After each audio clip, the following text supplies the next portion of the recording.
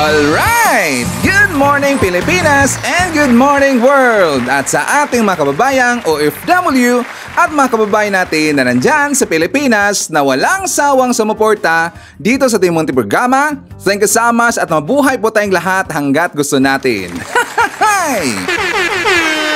Well, anyways, tuloy-tuloy na po tayo sa tagababalita dito ng mga tamang balita at sagutin ang maling information na ipapakalat ng mga fake news peddlers ng mga anti-Marcos, lalong-lalo na doon galing po sa mga fentanyl ng mga vlogger bakabayan. Yes, dapat silang sagutin. Bakit? Kasi bagayan natin sila na lagi pong naninira araw-araw kay PBBM at sa Marcos sa may session sa katagalan bakabayan. Ang mga paninira ay matotoo yan sa mata ng ibang tao. So dapat silang sagutin kasi ang bagong Pilipinas, bawal po ang mga sinungaling. At syempre, kasama niyo pa rin si Sir Ivan, ang pinakabulol na vlogger sa balat ng YouTube, pagbibigay sa inyo ng mga totoo at mga preskong balita na kinukuha natin sa ating kapitbahay na social media. So magandang buhay sa ating lahat mga kabayan and happy Thursday sa ating lahat. Okay, so before na mag-start mga kabayan, well, syempre, as usual, i-checkmark natin ang mga nakapasok sa ating top 5 commenters doon sa ating last vlog. At nandito sa listahan, ang nanguna po, si Ma'am Shane Sibal. Meron siyang 81 na mga comments. Nandiyan po si Lerma Sondita. Meron siyang 47 na mga comments. Evangeline Sanchez. Meron siyang 32 na mga comments. Robel Ferrer Official. Meron siyang 32 na mga comments. Angeline Quezon.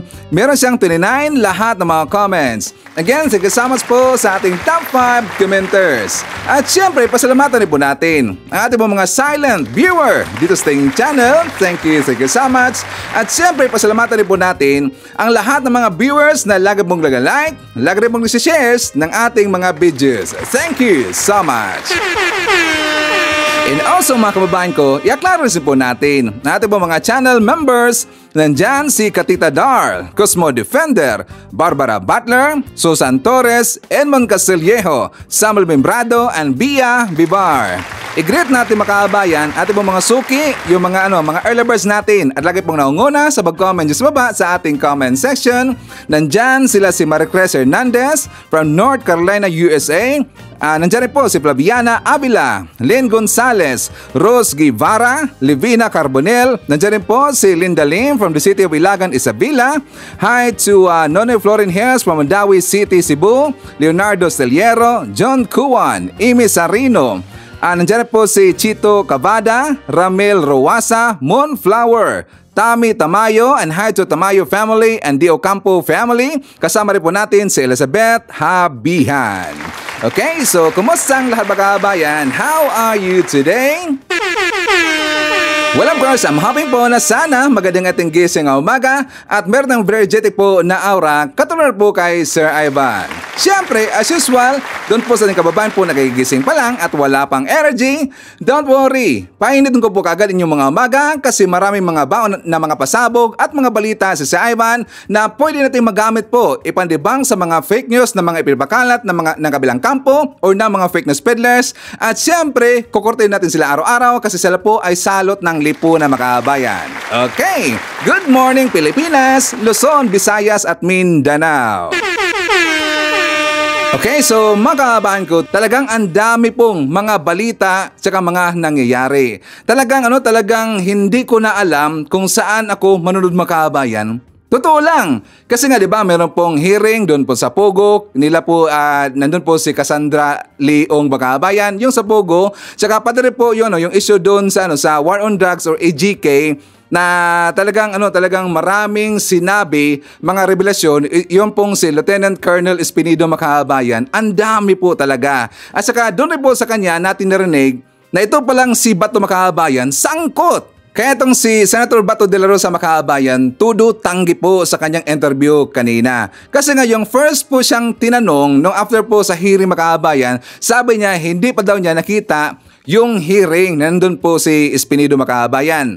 So ngayon, according po kay Espinido, kaya daw yung mga drug cases dyan sa Pilipinas, kapag involved na daw yung mga malaki po ng mga drug laws Makabayan, madidismiss ka agad. Dahil daw kay Senator Bato de la Rosa, So dito nakikita natin na talagang konektado si Bato dito po sa EJK or sa War on Drugs mga kababayan. At talagang nakagulat no, pero narinig na po natin yan na kung saan sabi po ni Spinido na meron pong quota system silang ginagawa kapag meron ka dang matigi makabayan o titigiin po na isang drug lords o hindi man drug lords o isang user o hindi po user or may kasalanan ba or wala makabayan, merong quota system na nangyari. At doon po sa quota system na sinasabi po ni Spinido, doon na-involve ang pangalan ni Senator Bongo makabayan. Na-involve ang pangalan ni Bongo. Pero sabi niya, hindi na to directly. Hindi niya direct po alam itong si Bongo makabayan na may kinalaman. According lang daw sa sinabi sa kanya sa isang mayor makabayan. According daw sa isang mayor. So doon po sa investigation po ng War on Drugs sa EJK, na-involve ang pangalan po ni Bongo at sa ito pong si Bato de la Rosa makabayan. Okay? So anyways, jump tayo sa isa pong hearing. Kasi alam nyo makabayan kahapon pag ganun-ganun ako saan ba talaga ako manonood dito? Ngayon, so nung lumipat ako doon sa kaso po ng Pogo na kung saan nandun po itong si Cassandra Leong makabayan. Alam nyo nung una, siya nga pala, question. Sino sa inyo ang nahailbad kay Attorney Topacio makabayan? Sige nga, please comment dyan sa baba at sa kababasahin niya mamaya ni Sir Ivan. Sino ang na-high blood kay Attorney Topacio? Itong si Bansot makabayan, naka-high blood talaga Alam niyo ba kung bakit? Kasi nga, doon po sa hindi po nakita sa hearing makabayan, bakit po itong si Cassandra Leong hindi masyadong sumasagot po doon sa mga questioning nung una, nung first part na makabayan, 'di ba? Lahat na po ng mga mambabatas nagtanong dito kay Cassandra Leong tungkol po sa kanyang connection sa South Lucky South 99 makabayan. 'Di ba sinabi na ho 'yan ni Harry Roque. Siya nga pala si Roque hindi po nagpakita makabayan. Hindi siya pumunta doon, hindi siya napakita kasi alam niya siya po ay sasabunin makabayan. So doon po sa statement ng una ni Roque makabayan, 'di ba sinabi niya na itong si Cassandra Leong ang kanyang nilalapitan kapag meron siyang transaksyon dito po sa Lucky South 19 na makabayan at saka doon po sa Whirlwind na company. Ngayon, una talagang high blood ako kay Topacio makabayan. Sarap na kurtin talaga Kasi kahit pinagsabihan na siya na mga mababatas nila ni Dan Fernandez, nila ni Barbers, nila ni Abante, nila ni Gutierrez, siya marami pang ibang makabayan na hindi dapat i-coach lagi yung kanyang kliyente makabayan. Kasi palaging di ba? Palagi pong yung binubulungan makabayan. 'Di ba? Lagi pong binubulungan po ni Topacio yung kanyang kliyente, yung si Ong makabayan. Every time na merong question, yung ating mga batas, itong si Topacio lagi pong bumubulong. Ang ibig sabihin, gin-coach si makabayan. Kung ano po yung sasabihin po ni Topacio, yun po ang sasabihin po ni Cassandra Leong. So kaya nga lagi niyang sinasabi na hindi na siya magtitisipay makabayan or ayaw niyang sagutin or ayaw niyang sumagot. Hanggang ito po ating mga mabatas na high blood na po. Pero alam niyo po, talagang humang ako doon kay Dan Fernandez. Bakit sa Ivan? Kasi talagang epektibo ang kanyang convincing power ng makabayan. Gwapo naman talaga. Di ba kasi gwapo po si Fernandez makabayan. Para yatang talagang in love siguro itong si Ong makabayan. Hindi kinaya ni Cassandra Leong ang itong charm ni Dan Fernandez makabayan. Hindi kinaya, talagang napasagot niya sa huli makabayan. Pero ito po dahil po sa tulong ng kanyang mga kasama, mga mababatas. Kasi gusto niya makabayan, ito pong si Cassandra Leong na kung hindi siya sasagot po sa kanyang mga tanong po ng mga mababatas, well, isat in contempt naman sila. Gusto lang isat in contempt naman for the second time itong si Ong makabayan. Gusto lang isat in contempt. 'Di ba meron na po siyang existing po na sat in contempt, ito pong si Ong. So gusto nila kapag isat in contempt na naman po kasi ayaw niyang sumagot makabayan dahil nga kay Topacio, so double na. Magiging double. So kapag nangyari makabayan, so first time mangyayari for how many talagang sa history po ng Kamara na magkaroon dito po ng double site in contempt makabayan. And meron na pong nagsuggest na isang mambabatas, I think yung si Gutierrez yata yun, if not mistaken, na sabi niya mga kababayan, baka daw ilagay, o si Abante nga pala, baka daw ilagay doon po sa Women's Correctional mga kababayan. So doon medyo kinabahan itong si Ong. Bakit? Kasi kapag nandun na po siya sa Women's Correctional mga kababayan, alam ko po ang kanilang ibig sabihin. Kaya nga kinumbinsin nila itong Suong mga kababayan. Alam na alam ho natin ang ibig sabihin po ng mababatas na kapag itong si Ong doon po ilagay sa Women's Correctional mga kababayan, hindi natin alam ang mangyayari. Baka doon po ito titigiin. Correct ba, I'm wrong? Yun po ang nasa isip ng mga mabatas. Pero siyempre ayon lang sabihin mga kababayan kasi parang magiging bawal yan eh. Para magiging illegal kasi yan eh, 'di ba? Pero of course, you have the picture at saka doon po sa makarinig yan, tanga ka lang kapag hindi mo maintindihan mga kababayan ang kanilang ibig sabihin. Kaya kinumbinsin nila kasi nga delikado kapag itong si Ong doon ilalagay sa Women's Correctional. Alam ho natin po yung mga medyo may connection or yung mga may connection po ng mga tao kababayan, yung mga mapera talaga. So alam naman po natin, yung involved po sa Pogo, mapera sila lahat. Kaya delikado itong si Ong doon ilagay sa Women's Correctional. Baka doon ito titigiin mga kababayan. Baka tsaka ipapalabas lang na heart attack or alam na pong nangyari para hindi ito kakanta or wala pong i-reveal mga kababayan. Buti na lang itong si Ong, unti-unti siya ditong siguro na liwanagan makabayan. So siya na po'y sumasagot dito sa mga questioning po kay Dan Fernandez. So doon natin nakita ang convincing power ni Dan Fernandez, epektibo makabayan. Epektibo talaga eh. So anyways, dahil po napag-usapan natin po itong si Topacio at saka itong Bansutok, tabatat korte itong gong na ito, pasaway talaga makabayan, pasaway talaga, ayaw makinig po sa mga mabatas. So ngayon, naalala ba natin na meron pong post itong si Hitad Makabayan na meron pong picture sila si PBM at saka si Efelisa, meron siyang kasama doon ng mga incheck, yung connection yung connected po sa Pogo Makabayan. 'Di ba nandun po si Cassandra Leong, nandun po yung manager daw ng Pogo, basta mga sangkot po sa Pogo Makabayan. 'Di ba nandun? I think this is a week ago. Ito ay ipinakita po ni Hitad. So malamang dahil po si Cassandra Leong talagang hinanap po siya ng time na yung makabayan. So probably itong si Ong ang nag-forward po ng picture doon kay Vic Rodriguez, doon po kay Glenn Chong at saka doon po kay Hitad Makabayan. Kasi silang grupo na yan, sila po yung nag-post ng picture na yan. Na kung saan, di ba ang title pa dito makabayan, na hari at saka reyna daw ng Pogo. Inakusahan nila si PBM at si Efelisa na sila daw yung hari at saka yung queen daw ng Pogo Makabayan. Ngayon dahil lang daw sa picture na lumabas at saka kumalat.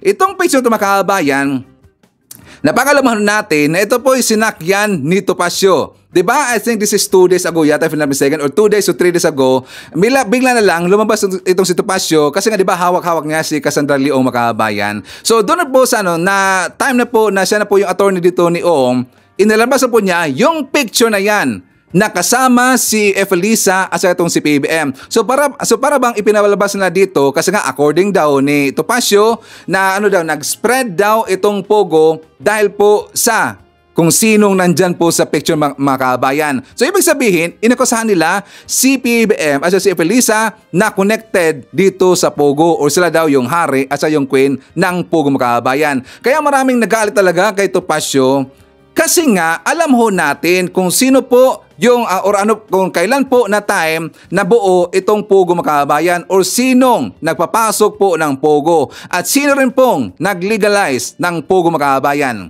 Alam natin yan. Yan po ay time po ni Digong Makabayan. 'Di ba? Time yan ni Digong. Pero gusto kasi itong ipalabas po ng mga DDS na gusto lang baliktarin or gusto lang ibalik na Makabayan. Na instead daw yung kapag mabanggit natin yung Pogo, so doon po natin mag-focus ating isip doon po kay Digong kasi nga time ito ni Digong Makabayan. Gusto lang i-divert yung issue. Gusto nila yung makita dito sa picture na yan, mag-isip sila na si PBM o si Efelisa ang sangkot Makabayan. Ngayon, Isa po sa kasama sa picture na diyan makabayan, ito pong si Benito Tichico. Si Benito Tichico, siya po yung special envoy of the president to the China makabayan. Sakto ba pagkasabi? Special envoy of the president to the Republic of China. Ganun pala 'yon. So special envoy makabayan to China, isa sa kasama diyan ni PBBM. Yung pong si Benito Tichico. Ang picture na yan, kuha daw last 2020 pa. Last 2020 pa po, yung kuha po yung picture na yan. At saka yung mga in-check na nandiyan makabayan o yung mga nakasama dyan ni PBBM at saka ni Efelisa at saka ni Benito Tichico, humingi lang pala ng pabor sa owner ng restaurant na magipagpipicture po kay PBBM at saka sa Efelisa makabayan. Kaya nakaroon po ng picture. Ito kasi mga DBS, gusto lang i-divert makabayan. Hindi ba nila alam na siyempre si PBBM isa yung public figure makabayan. So talagang celebrity na po itong si PBBM at saka si Efelisa. At saka si PBBM, siya po siyang politiko makabayan. Lahat ng tao gusto po magpapicture sa mga politiko, sa mga celebrity. So normal talaga yung makabayan, di ba? Lahat ng mga tao gusto po magpicture po sa mga celebrity. Kaya nagpapicture po yung sangkot ng pogo at nagkaroon po ng picture na ganyan makabayan. So ngayon, pakita ko sa inyo. Ito pong paglabas ni Benito Tichico kasi gusto niyang i-explain makabayan kasi nga ang kumalat ngayon na balita-balita, konektado daw si PBBM at si Efelisa sa Pogo. Binalikta lang ng makabayan. So ngayon, napilitang lumabas at nagsalita po itong si Benito Tichico. For more details, let's watch this. Kasalukuyang Special Envoy of the President to the People's Republic of China for Trade, Tourism, and Investment, no? Nandito po ako ngayon dahil po gusto ko lang pong ipagpalinaw ang storya naturang dun sa litrato na nakunan kasama si Cassandra Leong. Okay? Gusto ko lang ikwento na kami po ni Presidente at yung iba namin hong kaibigan ay madalas po kami dati pa po nag-travel at sumusubok ng iba-ibang pagkain at kultura ng iba't ibang bansa. So, pumunta-punta po kami sa Japan, no? So, doon kami ho talagang mas nagkakilala. Ngayon ho, ay hindi lang ho sila makapag-abot but then nagbigay naman ho sila lahat ng statement po nila at makikita nila lang po sa social media, no? At ngayon po ay gusto ko lang pong pagpaalam na regarding that night, yung aming salo-salo ay isa sa mga naging dinner or bonding before pandemic. Okay? Malinaw naman po, no? At so ngayon kami parati ang buong grupo na yun. So yun lang, nagsasalo-salo kami for good food and culture. Now, yung gabing na iyon kami ay nag-dinner at sumusubok ng pagkain at nangyari lang po ay after dinner may pinakakilala yung restaurant owner na hindi din naman alam namin kung sino. So, may mga kasama siya, pumasok ng Chinese at humingi ng litrato sa ating presidente. Nung palagi ko mga 2020 pa po yun eh. Kung hindi po ako nagkakamali. Ngayon ho, ay ang ating presidente naman ay pinayagan naman ho. The typical, pag sa Japan nga ho, kung nagta-travel kami o sa ibang bansa, kahit sa mga wet market, pag may nakakakita po sa amin, nagpapapicture din. So, yun lang po, ganun lang kasimple. Ang storyang po yun, pumasok, nakipagkilala, at gustong kumuha ng picture, at pinayagan, at after that, lumampas na po.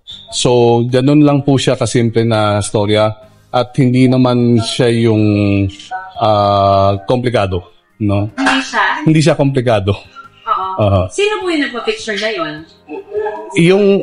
Okay, ang humingi ng picture ay yung restaurant owner. Okay, yung restaurant, yung host. Who is? Hindi ko kilala. Ang niyaya lang din ho kasi kami doon eh. Okay, ngayon, who is yung isa sa mga Filipino-Chinese. No, so niyaya kami doon at para sumubok ng pagkain. That was after I think lockdown ng pandemic. Yeah.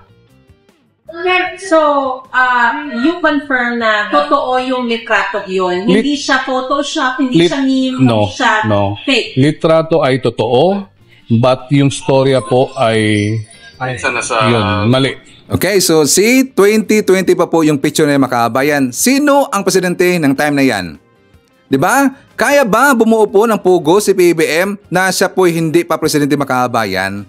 Kailangan talaga ng power po ng presidente yan. So ang presidente ng time na yan, si Digong. So si Digong po talaga ang may koneksyon sa Pugo Makabayan. Walang kinalaman po si PBBM at si Efelisa. Na kung saan yan po ang ipinakalat ngayon ni Hitad. Kasi nga nirepost ito ni Hitad Makabayan kasi nga gusto niya na marami ho ditong sasakay sa kanyang ipinost na picture na yan. Sumakay na nga itong si Topacio kasi kilala ho natin itong si Topacio kapag medyo talaga napaka ng issue ni Makabayan.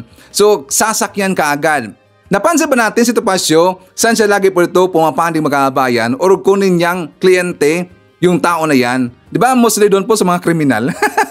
Doon po sa mga merong ginawang hindi maganda Makabayan. Yung talaga mga critical po ng mga tao. Di ba doon po si Topacio laging pumapanig. Kasi siyempre, kapag saan po yung medyo na tao Makabayan at saka lalong na kapag medyo mapera, so doon kasi malaking bayaran. Mautak kasi yan si Topacio Makabayan, doon po yan pumapanig. Kaya nagtangka dito, sakyan yung issue na yan. Pero mission failed dito itong si Topacio Makabayan. Kasi nga nagsalita na kagad dito yung special envoy po of the president to the China, yan pong si Benito Ticheco.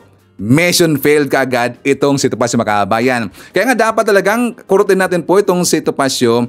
Bakit ko gin-brought up itong issue ng Makabayan? Tsaka ipinakita sa inyo. At dapat ho natin itong i-spread itong balita na to. Kasi nga sumakay na rin po dito. At saka marami kasi sila. Sila si Glenn Chong, sila si Vic Rodriguez, sila si Trixie, basta lahat po, pati pong Isiminam Kabayan, sinakinla tong issue na to. Kaya dapat po natin pong spread ang balita, ang sinabi po ni Benito Ticheco Makabayan. Walang kinalaman si PBBM at si Felisa sa Pogo, okay? So please, i-share ho natin ang video natin. So anyways mga kahabayan ko, before tayo magpunta doon sa ibang topics, i-shout out natin. Nandyan po si Sarah Brightman Vlog, Michael Vinas, Jordan Moriones, nandyan po si Edwin Santos, Tess Faraon, Haitsu Army Lagasor from Sacramento, Susette Tabor, Amy Mapala, Daldet Pasamonte, kasama rin po natin si Ashen from Cyprus, Barbara Butler, Angelita Holsanger, Romeo Magalong, nandyan po si Polly, Gabriel Enderio, Merna Borromeo, Wing Salvatera, and Haitsu Elsa Yara Sudario. Mga kababayan ko, pag-usapan natin yung nangyari doon sa KOGC. Kasi nga 'di ba sa KOGC, dapat ba bang tawagin itong KOGC? Dapat KOQ na mga kababayan, Kingdom of Quiboloy.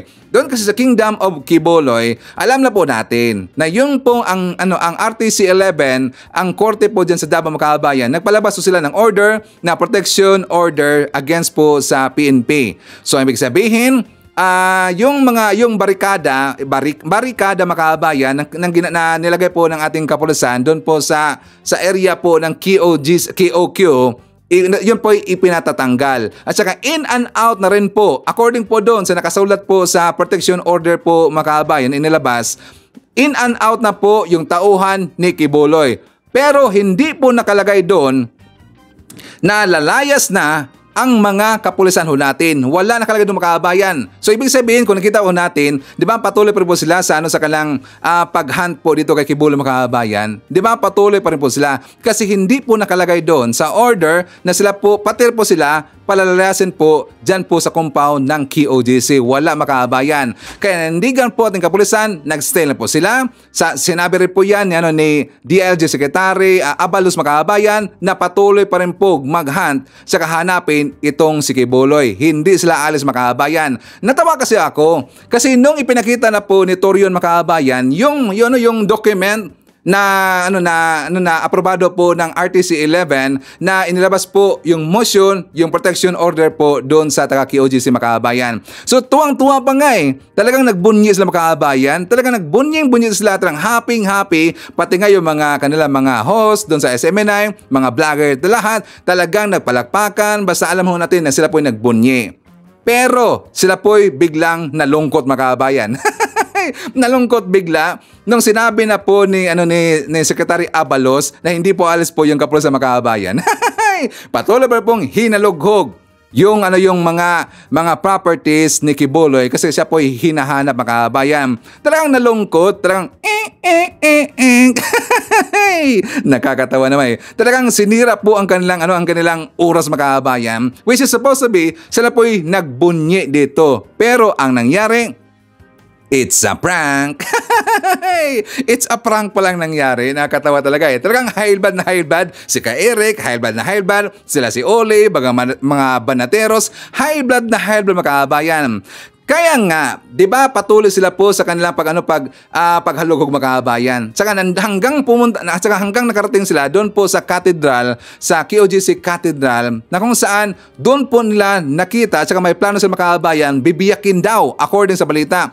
Meron silang bibiyakin doon kasi nga siguro sa tingin nila daw, according po ng taga-SMNI, na doon ang lagusan or baka yung entrance na yon papunta doon sa bunker ni Quiboloy mga kababayan. Kasi sure na sure talaga at kumpirmado, according po ng ating kapulisan, according po ng PNP spokesperson, ang dalawa, yung taga PR11, pati po yung si nandun po sa Manila mga kababayan. So kumpirmado daw na meron talagang mga heartbeats na na-detect po ang kanilang underground penetrator radar na 8 lahat po active. Heartbeats galing po to sa isang tao mga kababayan, sa mga tao. Kaya hinahanap lang po nila yung entrance. Ngayon, ito pong maggunggong nito, itong taga-SMNI mga kababayan, nagpalabas sila ng mga fake news. Una, 'di ba sabi pa nga nila na na pinutulan na daw sila ng lights mga kababayan, ng kuryente. Pinutulan na daw sila ng kuryente, pati daw yung tubig. Ngayon, yan po ay fake news mga kababayan. Kasi nga, kinagabihan, napansin ba natin, di ba may post po si Coach Ole, pati po yung isa ng mga vlogger mga kababayan, yung si Praise the Father, may mga post sila, sabi pa nga nila saka pati po sa SMNI mga kababayan na ang ganda daw tingnan kapag merong ilaw yung KOJC mga kababayan. Kasi siyempre yun lang ang lights at saka pinakita nila sa kapulisan na maganda tingnan yung Kingdom mga kababayan. Ang ibig sabihin, fake news po ang sinabi nila na pinutulan sila ng kuryente pati po yung tubig mga kababayan. At hanggang nagpalabas sila kahapon na yung KOJ, yung cathedral nila, yung cathedral pasasubugin daw mga kababayan, lalagyan daw ng bomba pasasubugin at binibigyan na sa dito ng 2 hours daw ni Torre para ilabas itong si Quiboloy. At yan naman po ay isang kalokohan mga kababayan. Yan po ay isang fake news. Ito ay klaro po ng taga PR11. For more details, let's watch this. Isa na namang kasinungalingan ang pinapalabas na KOJC na papasabugin namin ang kanilang compound. Kagaya ng kasinungalingan na sinasabi nila na pinutulan namin sila ng tubig, pinutulan ng kuryente, bakit kagabi ang ganda-ganda ng ilaw ng KOJC compound?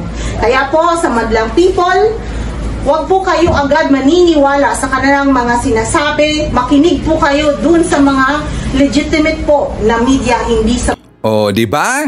Talagang fake news spreaders mga kababayan. So talagang dapat lang talaga itong compound ng KOJC dapat sila i-strict mga kababayan. Ako pabor talaga ako. Pabor na pabor po ako na dapat istriktohon sila mga kababayan. Kasi hindi dapat natin hahayaan na ganunin lang po nila yung kapulisan natin. Diba? Lumabag sila sa batas mga kababayan. Nilalagyan na dito ng mga fake news ang ating kapulisan. Buti na lang, marami pong mga nagtatanggol dito sa ating kapulisan, sa ating gobyerno. Nandyan po yung mga pro-admin ng mga vlogger mga kababayan. Nandyan po yung mga Marcos supporter at mga dilawan. Pumanig po at sinuportahan po ang ating gobyerno. Kaya ang kanilang mga fake news, paalala lang po sa mga kababayan natin dito, mga viewers na nandito, na kung saan lagi kayong nakinig po doon sa SMNI, huwag kaagad kayong maniniwala. Kasi alam ho natin po ang ginagawa ng taga SMNI na gusto lang lituhin kasi. gusto lang lituhin po yung mga taong madali pong mauto mga kabayan, di ba? Kaya nga, di ba, ginvlog ho yan ating mga kasamahan po ng mga vlogger. Napasasubugin daw yung katedral. So yan pala po ay fake news mga kabayan. At least, ginklaro ho yan ng ating kapulisan. Ipakita ko rin po sa inyo mga kabayan kasi ito pong balita to, patuloy pa rin pong tinutugis itong si Kibuloy. For more details, let's watch this. Ika-5 araw na ng pagtugis kay Pastor Apollo Kibuloy sa compound ng Kingdom of Jesus Christ sa Davao City. Sinabayan pa yan ng kumakalat na balitang pasasabugin daw ng mga pulis ang cathedral. Live mula sa Davao City, nasa frontline ng balitang yan, si Gary De Leon. Gary, anong reaksyon dyan ng mga miyembro ng KOJC? Alam mo, Cheryl, no, kanina nagkaroon nga ng konting pagpapanik yung mga miyembro ng KOJC matapos nga mabalitaan nila na meron nga magpapasabog sa kanilang katedral. Pero sabi naman ng PNP, fake news ito. Sa pagpapatuloy ng paghahanap kay Pastor Apollo Kibuloy ngayong araw, kapansin-pansing dumami uli ang mga pulis sa compound ng Kingdom of Jesus Christ sa Davao City. Gamit ang ground-penetrating radar ng PNP, may natukoy na raw silang lugar sa compound kung saan posibleng nagtatago si Kibuloy. May nadedetect po tayo na sign of human life dyan po sa ilalim po ng ground. At yan po ngayon ang tinutumbok po natin para tuluyang malocate yung pinanggagalingan po nitong mga heartbeats po na pinaniniwalaan po natin na yung mga taong ating hinahanap po. Sa gitna ng pagkilos ng mga pulis, may natanggap daw na impormasyon ng KOJC na nagtakda ng 2 oras sa deadline ng PNP para pasukuin si Kibuloy. Sa nasagap na balita ng KOJC, pasasabugin umano ng mga pulis ang kanilang katedral kung hindi lalabas ang pastor. Pero agad na tinawag ng PNP Davao Region na fake news ang impormasyong na yan. Isa na namang kasinungalingan ang pinapalabas ng KOJC na bobobohin namin ang kanilang compound. Kagaya ng kasinungalingan na sinasabi nila na pinutulan na namin sila ng tubig at kuryente. Kaya sa lahat ng mga mamamayan, mga kababayan natin, huwag agad kayong maniniwala sa mga pinapalabas nilang mga kasinungalingan. Sa ilang larawan naman ay pinakita ng PNP Davao Region, makikitang walang anumang damage sa katedral. Taliwas din daw yan sa sinasabi ng KOJC na may drilling at paghukay sa loob ng compound. Sinubukang isama ng PNP Region 11 ng ilang miyembro ng media para ipakita ang lugar na posible raw pinagtataguan ni Kibuloy. Pero pagpasok sa entrada, biglang humarang ang mga miyembro ng KOJC. Walang media po. Nagbarikada sila, kaya hindi na narating ng media ang katedral. Nananatili naman ang pwersa ng mga pulis sa loob ng compound ng KOJC. Nanindigan si Justice Secretary Boying Remulla na maaari pa rin magsilbi ng warrant ang PNP laban kay Kibuloy. Sa kabila yan ng temporary protection order na nagpapaalis sa anumang uri ng barikada ng mga pulis sa KOJC compound. I think that the rule of law will not be respected by people unless we are able to show that we will not let go of people even how high their stature may be. And we intend to really carry this out to the end. Inilahad ng DOJ na may mga na-rescue raw na 2 human trafficking victims sa KOJC compound. Isang lalaking mula sa Samar at babaeng mula sa Cotabato raw ang mga na-rescue. Nasa pangangalaga na ng Department of Social Welfare and Development ang mga biktima. Pero itinanggi naman ng KOJC na may nangyayaring human trafficking sa kanilang compound. Meron ding hinarap sa media ang KOJC na sinasabing biktima ng human trafficking kahit hindi naman daw. Hindi talaga po. Freedom of choice ko po to. Bigyan niyo ako ng kalayaan. I-serve ko yung buhay ko sa Ama to the Son. Sabi naman DILG Secretary Benhur Abalos, para matigil ang operasyon ng mga pulis sa KOJC, mas mabuting sumuko na lang si Kibuloy. Pastor Kibuloy, I know you are a man of God. You've been reading the Bible. You've been telling us about justice. But now it's time to face the truth. Now it's time to tell the people your version of what really happened. And let the Philippine legal system take. Nananawagan ng PNP na huwag nang patulan ng mga miyembro ng KOJC ang mga maling balita, lalo pa ngayong bumabalik na sa normal ang sitwasyon sa labas ng KOJC compound. Doon po sa person makabayan na kung saan 'di ba gusto nang papasok yung mga mainstream media natin kasi gusto nilang i-cover kung totoo ba talaga na meron nangyaring drilling doon po sa lupo ng Katedral Makabayan. 'Di ba hinarang sila ng mga tauhan po ni Kibuloy hindi sila pinapasok. At saka sinabi rin po doon sa tauhan ng Kibuloy mga kababayan, sabi niya, dapat nga kami yung proteksyon ninyo, dapat daw sila yung poproteksyon mga kababayan ng mga mainstream media. Paano sila poproteksyonan dito ng mainstream media? Yung ang kanilang tinago, isa na bang wanted mga kababayan, isang manyakis, isang fugitive. Bakit naman sila papanigan po ng mainstream media? 'Di ba? Nandyan na ho. May dokumentado ho 'yan. At meron pong nagrereklamo dito kay Kibuloy na siya po ay minanyak mga kababayan. Kaya nga dapat nga lumabas na itong si Kibuloy para sagutin ang mga akusasyon sa kanya mga kababayan. Tama yung sinabi po ni Secretary Abalos na sabi na according daw kay Kibuloy, 'di ba? Sabi pa daw niya ni Kibuloy na siya daw ay son of God mga kababayan at dapat harapin niya. Dapat be a leader sa kanyang mga membro. Hindi dapat po i-sacrifice ang kanyang mga membro mga kababayan. Tama ang sinabi ni Abalos. Sinasabi na ho yan noon pa. How many times po ni Kibuloy, siya daw ay son of God mga kababayan. Son of God ba talaga? Takot naman pala Takot naman pala mga kababayan. So ngayon, on the same day mga kababayan, meron pong interview ang attorney po ni Kibuloy, yung si Torion. In-interview ho siya ni former Vice President ni Kabayan Makabayan, Noli De Castro. At doon po sa kanyang interview, talagang nakainitan. Talagang high blood po si Kabayan Makabayan. Talagang binaliktad niya. Talagang nireal talk niya itong si Torion. At saka ito po ang aking ipaparinig sa inyo mga kababayan. Ayaw ko lang i-play dito kasi alam mo natin, ABCBN ho yan. So iparinig ko lang sa inyo. For more details, let's watch this. Patunayan ninyo, palabasin niyo sa salungga at saka kayo mag-file. Ay kahit tumatawa kayo, kahit attorney kayo, pero kami pangkaraniwan tao, ang alam namin ang taong may kaso ay dapat lumabas at ipagtanggol ang kanyang sarili. Lalo na po ang isang tao na katulad ni Pastor Kibuloy na son of God. Yan po ang view po ninyo, sir. Opo, yan ang view ko. Pero mali po yan. Hindi ako mali. Meron pong alternatibo po ang akasado, Sir Noli. Hindi kung talagang wala siyang kasalanan, patunayan niyang wala siyang kasalanan at kami maniniwala kapag siya lumabas na at yung proseso ng batas, doon pa lamang kami maniniwala na wala siyang kasalanan, attorney. Remember, attorney ho kayo. Lahat ng attorney talaga ay pagtatanggol ang kahit pa kriminal ang isang tao, pinagtatanggulo ninyo, di ba?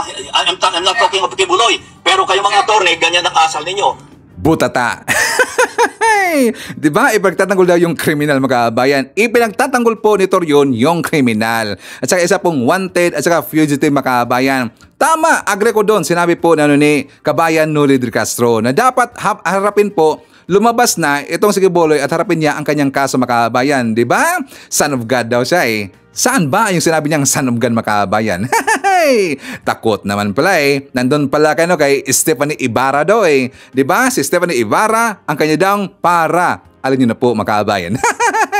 Anyways, for the mga kababayan, before that, isa naman natin, nandyan po si Ashen from Cyprus, Barbara Butler, Angelita Hulsanger, Romeo Magalo, nandyan po si Polly, Gabriel Enderio, isa rin po natin si Merna Borromeo, Wing Salvatierra, hi to Elsa Yara Sodario, nandyan po si Jonas Jax, Otilo Lim Diesto, Mary Grace Secretaria, and hi to Bibi Garcia and Elsa Hoffman. Okay, so bago tayo bubalik po sa mga controversial po ng mga issues mga kababayan, ipakita ko muna sa inyo ang ating good news. For more details, let's watch this. Pagtitibayin pa ng Pilipinas at Estados Unidos ang defense at security relations sa pagitan ng dalawang bansa. Samantala, tiniyak ni Pangulong Ferdinand R. Marcos Jr. na handa ang Pilipinas sa pagpapalalim pa ng relasyon nito sa bansang Cambodia. Si Kenneth Pasyente sa sentro ng balita. Mas matibay na depensa at ugnayang pangseguridad sa pagitan ng Pilipinas at Estados Unidos. Yan ang natalakay ni Pangulong Ferdinand R. Marcos Jr. at Commander ng US Indo-Pacific Command na si Admiral Samuel Paparo sa pagbisita nito sa Malacanang. Iginiit ng Pangulo na malaking bagay ang pagbisita ng opisyal sa bansa para mapag-usapan ng ilang bagay lalo na sa usaping pangseguridad. Malaking bagay din ayon sa Pangulo ang planong pagbisita ni Paparo sa mga Enhanced Defense Cooperation Agreement site para malaman ang aktual na sitwasyon sa mga ito.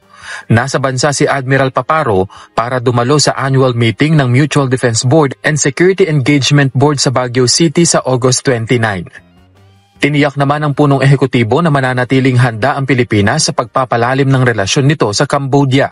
Sa isinagawang courtesy call sa Malacanang ni Cambodia Deputy Prime Minister Sok Chenda Sopheya kahapon. Ipinunto ng punong ehekutibo ang kahalagahan ng patuloy na pakikipag-ugnayan at pagsusulong ng matibay na relasyon sa Cambodia at iba pang ASEAN member states, kasabay ang pagtitiyak na ipagpapatuloy ng bansa ang kooperasyon sa Cambodia para makamit ang mga bagay na ikauunlad ng dalawang bansa. Tinanggap naman ng presidente ang commemorative coins na sumasalamin sa 75 years ng central banking sa Pilipinas. Iprinisinta ni Bangko Sentral ng Pilipinas Governor Eli Remolona ang naturang commemorative coins sa Pangulo. Tampok sa mga ito ang intendensya na mas kilala na Aduana Building sa Intramuros, Maynila na siyang naging unang headquarters ng Central Bank of the Philippines. Habang sa reverse side naman, nakaukit ang taong 1949 bilang tanda ng Diamond Anniversary ng institusyon. Kinilala ng Pangulo ang BSP sa mahusay na financial management nito na malaking bagay anya para sa mataas na credit ratings ng bansa, gayon din sa pagpapalakas ng investment para sa iba't ibang sektor. Inaasahang iaanunsyo ng BSP sa mga susunod na araw kung paano mabibili ng publiko ang commemorative coins. Milyong-milyong pisong halaga ng tulong at ayuda ang ipinaabot ng gobyerno sa pangunguna ni Pangulong Ferdinand R. Marcos Jr. sa mga residente sa Cavite na apektado ng oil spill. Yan ang ulat ni Alan Francisco.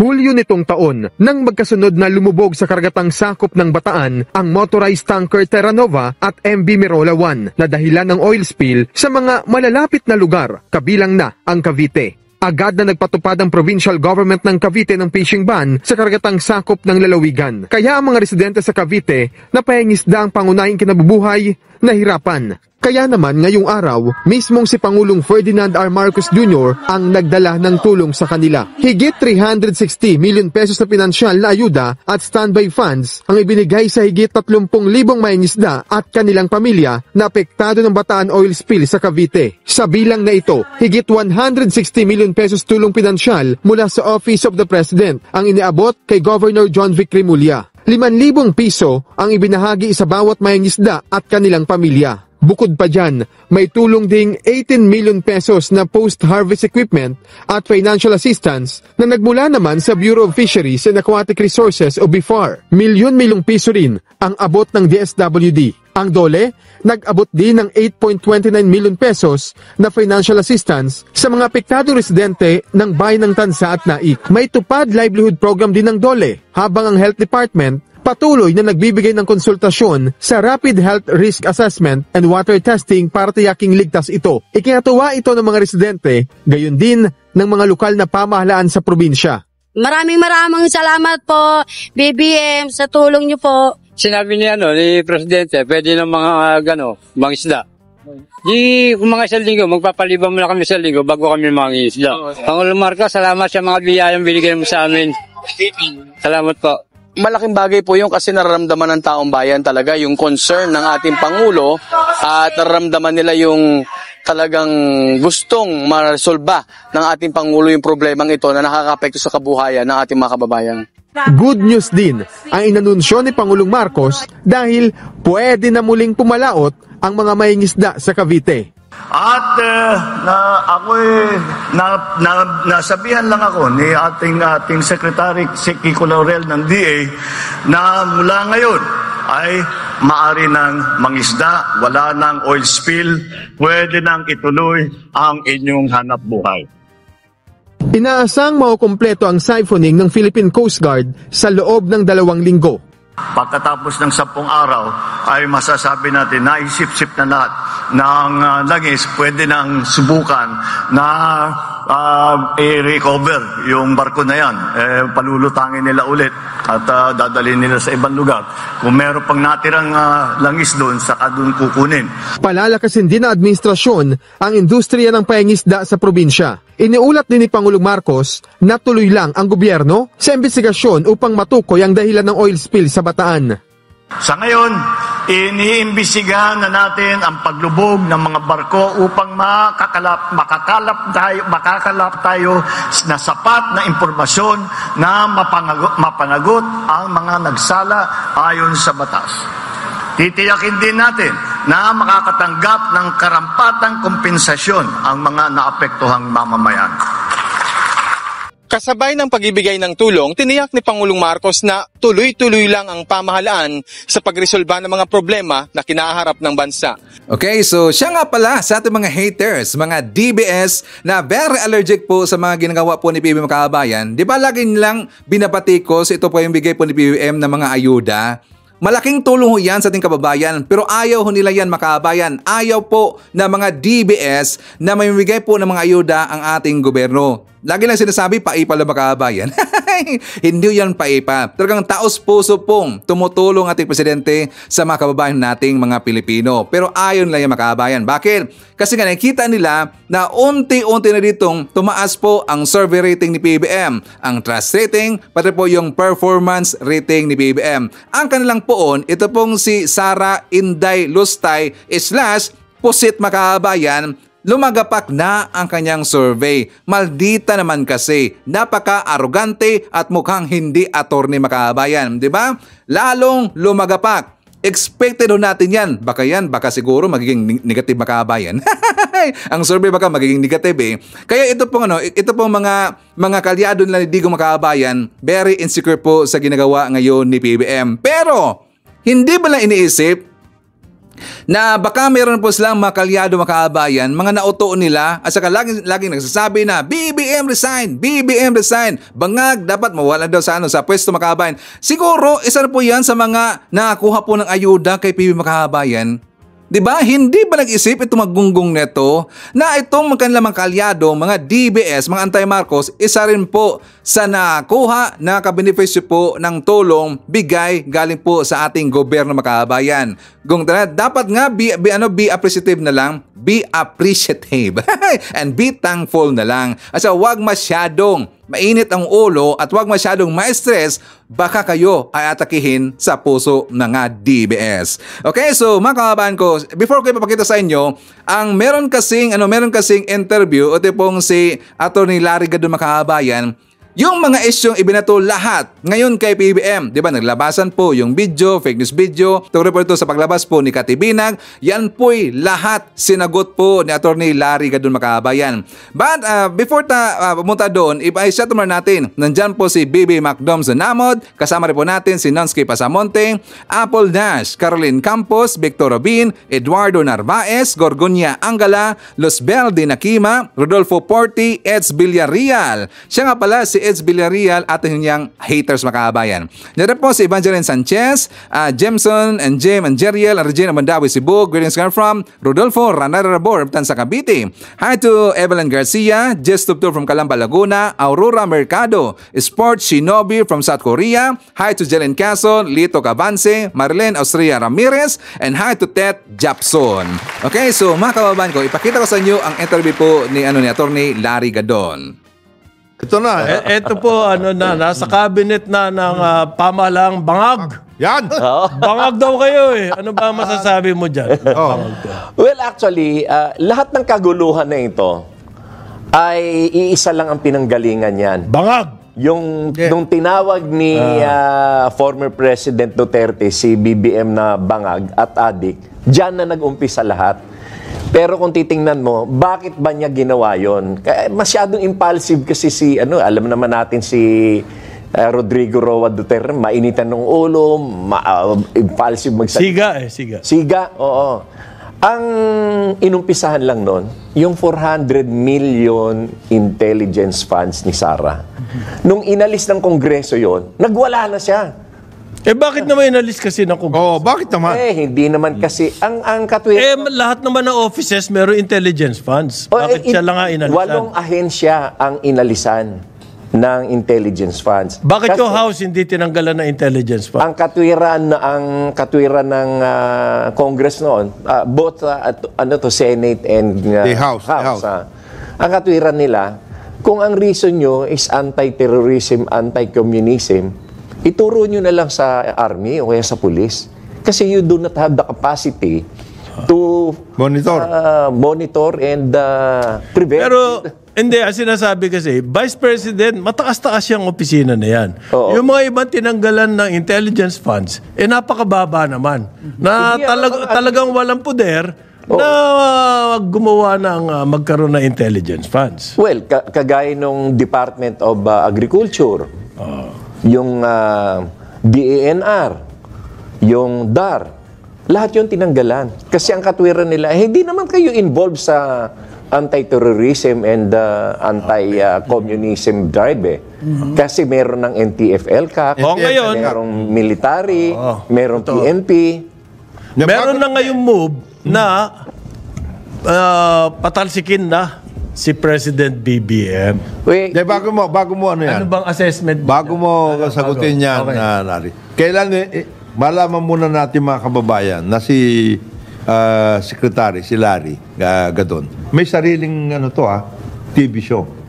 Baka gusto ninyo manood pagkatapos niya magsalita dito para maintindihan ninyo. Every Friday po yan. Every Friday. Sa Channel 4. Sa Channel 4. PTV. People's Television. Yun naman ano yun, bilang kinakailangan kasi ng tulungan ng administrasyon ipaliwanag sa ang mga nangyayari. Bakit? Anong ginagawa ng PCO? PCO actually nag-utos sa akin. Nagpatulong sa'yo. Ano ba talaga? Dahil hindi kaya ng PCO. Hindi. Kailangan nila si Larry Gadon. Kailangan daw na kasi ng mas pogi. Ayun! Patay! Pagka mas pogi, mas maraming may kredibilidad. Tama ka rin doon. Ngayon, ikaw daw, nakitaan ka ng photo. Nakasama mo yung mga ibang mga pinaghahanap ngayon. Well, ba't ka ba? Ano ba yung photo na yan? Kaya para sa presidente. Sana kung kutsinta, mas ayos Kung puto, puro puto lang. Hindi, sa totoo lang. Kagaya nito, si presidente daw, nakitaan na kasama niya si Cassandra. Photo. Alam mo, noong panahon ng before the campaign, ang dami-dami noon mga negosyante, mga kung sino-sino personalidad, lumalapit sa mga kandidato, kay presidente, sa akin, kung kani-kaninong mga kandidato. They really establish relations. Siyempre, siguro for business purposes, mga ganyan. Later on, pag nanalo, at least may access ka. Talagang napakaraming mga picture-picture niya. Dapat actually, si Pastor Kibuloy, ang dami naming pictures niyan kasi every birthday niyan talaga. Oo. Ikadler ka. Enabler ka. Parang si Harry the Cruel. Actually, marami kami. Kahit yung mga senatoriables na itong sila Harry Roque, yung mga nasa team namin, si DND Secretary Gibo, di ba? Sila. Marami nagpapakuha dyan. Hindi, palagi kami invited. Hindi, ang nagtataka rin palagi kaming invitated. Paano naman lumalabas yung mga photo ngayon? Ngayong may kaso, si Cassandra Ong. Convenient noon. Very convenient na ngayon lumalabas at pinakakalat sa social media. At ang message malapit to. Malapit ito. Ganon. Wala, hindi naman. Hindi malapit? Alam mo nung during the campaign season, ang dami-dami nagpapapicture. Hindi naman namin kilala. Siyempre, kandidato ka. Alam nga naman sabihin mo, hindi pwede. Hindi pwede. Sana sinabi. Alis kayo dyan. Ganyan. Hindi naman pwede.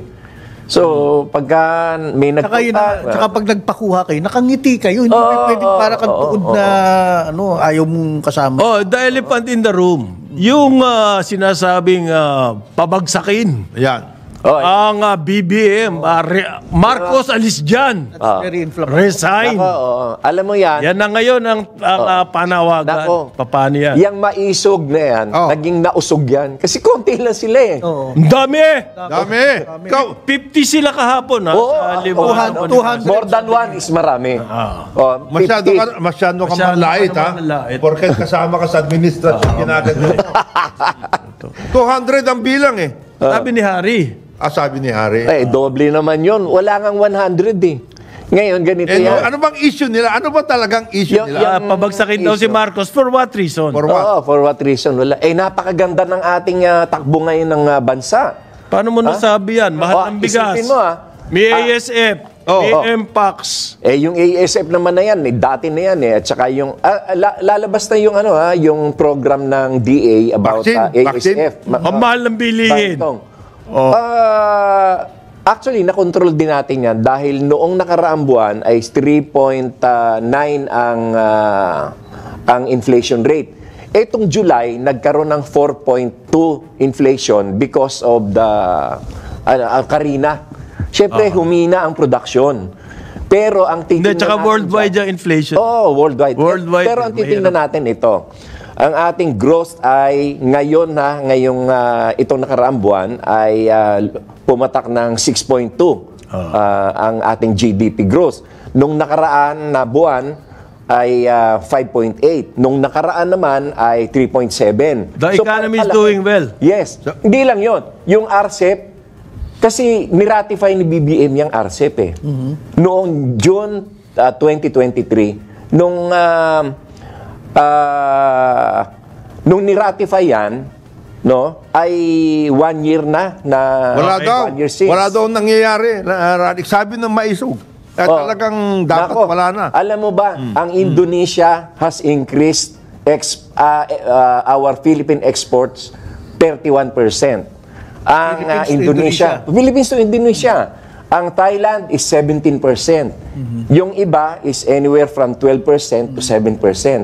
Ang in-increase in just 1 year. Balitan na, sabi ng maisog. Kaya ang ating industrial sector ay nabuhay. Kaya nga napakataas ng employment rate, 96.9%. The highest in 2 decades. In just so short a time. So, ibig sabihin, walang dahilan para para tanggalin. Bangag daw Hindi mo namang ulit-ulit ka naman. Hindi, yun ang kanilang issue. Hindi ko inimbento yung issue na yan. Yan ang kanilang ini-issue kay BBM. Bangag daw. Ati Binag. Yan ang testing. Yan ang star witness. Yan ang star witness. Bakit daw ayaw sagutin? Nabanggit na namin. Bakit ayaw daw sagutin si Cathy Binag? Sino ba siya? At saka si Maharlika, bakit ayaw daw sagutin? Sino ba yung mga yan para sagutin? They are nobody. Influencer. Wala yan. Wala sa iyo yun? Si Maharlika, hindi kakain ng pagkain ng tao kung hindi magbablog ng chismis. Kasi pinagkakitaan lang niya yan. Ngayon, maganda buhay niya sa... Si Cathy Binag, moving in the circles daw na alam niya yung nangyayari. Naku Very credible daw yan. Very credible. Yan dating girlfriend ni... So what? Ako, dati akong boyfriend ng misis ko. Hindi credible. Hindi din ako credible. Ngayon ganito, yung sinasabi nilang bangag. Saan ka nakakita ng bangag na tao na on any topic, meron siyang kasagutan na napakaganda. Na malalim. At every time na merong mga events, ang speech niya, wala siyang binabasa kahit ano. Even notes, hindi tumitingin. Kami nga, paminsan-minsan, may mga notes. Galing sa drugs yun. Oo. Yung galing na yun, dahil sa drugs. Kaya siya... Yung speech niya sa SONA, ano yun? Siya lang may gawa nun. Anong assessment sa administrasyon? Yung move na yan to make BBM resign. Anong assessment nyo? Siyempre wala. Nakita mo, they are not gaining any support. Bakit? They cannot get support from the left. Kasi galit ang kaliwa kay Sara at kay Duterte. Grabe sa social media. Umaandar na yung resign BBM. Pero ilang piraso lang. At saka, kagaya nga na sinabi nyo kanina, halata na stage. Kasi iisa yung forma, iisa yung imprenta. Hindi sila spontaneous, hindi sila voluntary. Tapos available na yan online. Magda-download ka na lang, i-download mo yan. Tapos i-print mo na sarili mo. Pero hindi, iisa lang ang forma. Isa lang ang nag-print. Halata ba? Isa nag-print. Ito pa, they cannot get any support from the left. Kasi galit ang kaliwa kay Sara at kay Duterte. Pangalawa, yung mga dati kasi mga rally, kaya lumalaki. Dahil sinisipot ng mga kaliwa. Tama ka dyan. Ngayon wala At dati, even if unofficial, may mga sumusulpot na mga INC. This time, ang issue, Kibuloy, hindi susulpot yan ng INC. Excessive force daw. Pero meron ako. Excessive force ang ginagawa. Ano pa? Excessive force nga yan. Yung Liberal Party, yung Yellow, wala silang makukonsuporte dyan. Absent. Dahil kasi galit yung mga hindi kay Duterte at kay Sara. Pero bakit naman pinipersecute si Pastor Kibuloy? Religious persecution yan. Alam mo, sa judicial process, merong complainant. Pag may complainant at merong testimony at meron silang mga testigo, walang magagawa ang korte kundi, sige, isuhan natin ng warrant para dito magpaliwanag. To give him a platform. To give him a platform for himself. Ngayon, yung naririnig ko kay kanina. Bakit nagtatagal daw sila doon? Dapat nag-serve na lang, tapos na, umalis na sila dyan. Hindi, meron din silang search May search din sila, may search warrant din Ibig sabihin, pwede nilang galugarin yung search warrant? Oo. Ang ibig mo sabihin na search warrant, pati yung bunker, kailangan tignan? Oo, kung kinakailangan. At saka, ano yan, encompassing yung arrest warrant na yan dahil... Pero ilang araw ba valid dyan? Bakit 3 araw bakit na? nagtatagal sila? Nakikikain sila doon? Hindi, may baon sila. May baon sila. Sobrang alam mo naman. Kakausap ko si Colonel Torre kanina sa chat. General Torre. Si General Torre. Hindi, sabi nila kailangan daw palitan na si Torre. Para mapayapa ang sitwasyon dyan sa compound. Wala kinalaman yun kung sino ilalagay mo dyan. Si General Torre, napakahusay na na pulis, napaka-gentleman yan. Dati yung chief ng Quezon City. Nung siya ang chief ng Quezon City, siya yung nagbuo nung sistema na pag ikaw ay nag-report, meron silang ginawang computer program na kapag ka ikaw ay nag-report, merong application yon, may apps na tinawag na ginawa nila. Pag nag-report ka, within 5 minutes, andyan yung responde sa'yo. Kasi nakakalat yung mga niya. Mga pulis niya. Magaling niya sa... IT. Hindi lang yung... kung magaling, ba't nilagay sa Davao? Magaling nga May problema sa Davao, yung ba ibig mo sabihin? Sa Davao. Para bakit yung tinatarget ang Davao? Ayan! You're singling out. You're singling out. Attorney Larry, yung sinasabi mo, bigyan ng plataforma nga, doon dito mag-explika sa hukuman. Ganun naman talaga proseso. Ang sinasabi, hindi ang ICVP sinabi niya, politicized na ang situation. Paano naging politicized na ang buong situation. Yan naman ang mahirap naman kay VP Sara Every time na lang mako-corner sila, politicized agad. Totoo naman politicize Kasi politiko rin si Kibuloy Pero, hindi siya politiko na siya mismo, involved siya sa politics. So, totoo political ang issue. Yang alam mo, yung nangyayari na yan kay Pastor Kibuloy, tatahimik yan once na sumurrender siya. Magpakita siya. Hindi, ang model nila, ang ayon sa mga lumalabas, yung kanila abogado ang sinasabi, ang gusto nila mangyari, parang yung nangyari kay Ping Lacson. Nung na-wanted siya, may arrest warrant siya, ginawa niya, nagtago.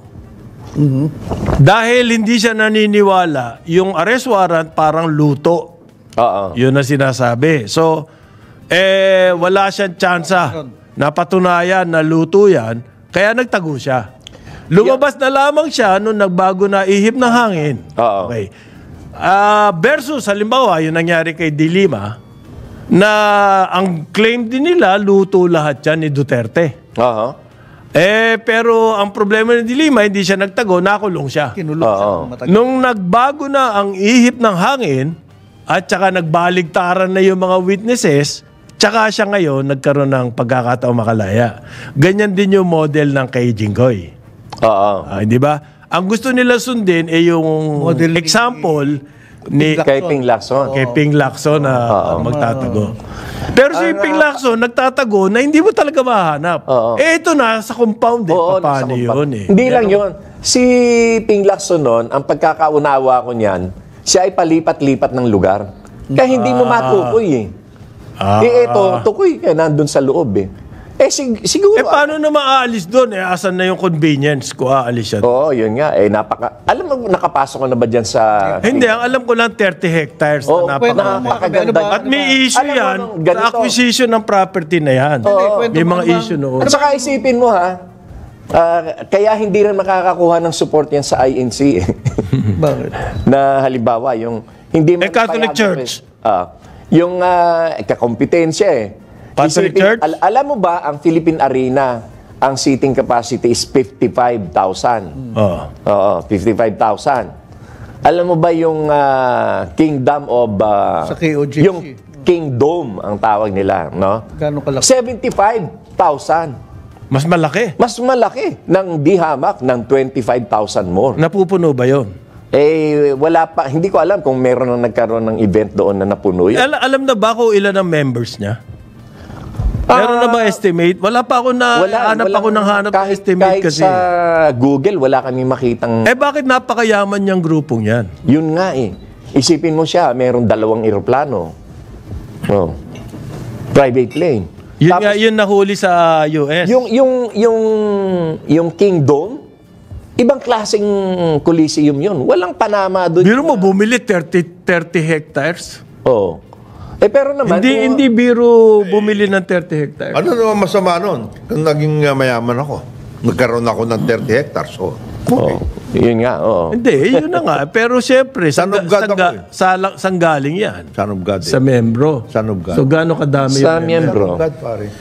Okay. Maraming nagpapatago ng pera dyan Ha? Ano, nagmamanyo? Hindi. Yan kailangan patunayan. Pinapark? Kailangan patunayan niya, mga ganyan.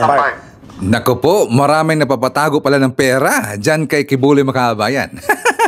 Kaya pala kinuha nila na property administrator itong si Digong kasi si Digong allegedly meron siyang part dyan sa KOJC Makabayan na properties. Diba? Make sense ba? Or baka lahat po ng mga Duterte Makabayan, lahat po ang mga kalyado, 'di ba? Kasi nga kaya nga ayaw nila na makulong itong si Kibuloy Makabayan dahil meron silang part dyan. Kahit na alam nila na ito po ay wanted, ito po ay isang manyakis at saka isang fugitive, pinagtatakpan pa rin po nila. Ito pong, di ba, nakita rin po natin si Bato de la Rosa Makabayan, noong time po na inilabas na po yung protection order galing po sa korte na which is supposed to be ang kapulisan natin according sa kanila sa kanilang sa pagkakaintindi Makabayan dapat lalabas na rin po yung kapulisan pero hindi nangyari. Nandyan pa rin po yung kapulisan natin Makabayan. So ang nangyari, ito pong si Bato de la Rosa doon sa plenaryo, abay nag-iingay Makabayan. Nag-iingay doon. 'Di ba? Halatang-halata talaga kung saan siya dito pumani Makabayan. Which is instead, ito pong si Bato de la Rosa, siya po isang ex-chief of police Makabayan. So alam na alam niya yung pagiging chief of police at saka kung ano ang trabaho ng isang chief Makabayan. Dapat dito siya papanig po sa kapulisan natin. Pero halatang-halata, doon siya pumanig po kay Kibuloy. Baka kasi may siyang pinapatago doon na property Makabayan. Baka lang. So anyways, thank you so much nga pala sa ating mga viewers na nag-comment dyan sa baba at saka hindi ko po na-shout out. Thank you so much.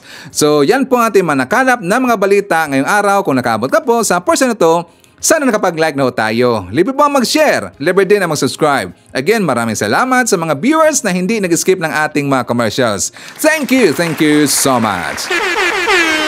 At before natin tatapusin ang ating programa ngayong araw, sana sabayan niyo si Sir Ivan para sa ating live messaging prayer. Diyos ko, maaari akong makatagpo ng ilang mga hindi kasiyasiyang bagay sa aking buhay araw-araw. Ngunit ang mga dagok na ito ang nagpapalakas sa akin. Bukod sa mga malulungkot na nangyari sa akin, marami ring mga bagay na nagpaparamdam na mapalad ako. Kaya sobrang nagpapasalamat pa rin ako sa mga biyaya ng Diyos. Hindi mahalaga kung ito ay tila mabuti o masama. Naniniwala ako na mayroong iyong mabuting hangarin. Ang pagmamahal mo sa akin ay hindi mailalarawan at ang pag-aalaga at proteksyon mo sa akin ay hindi masusukat.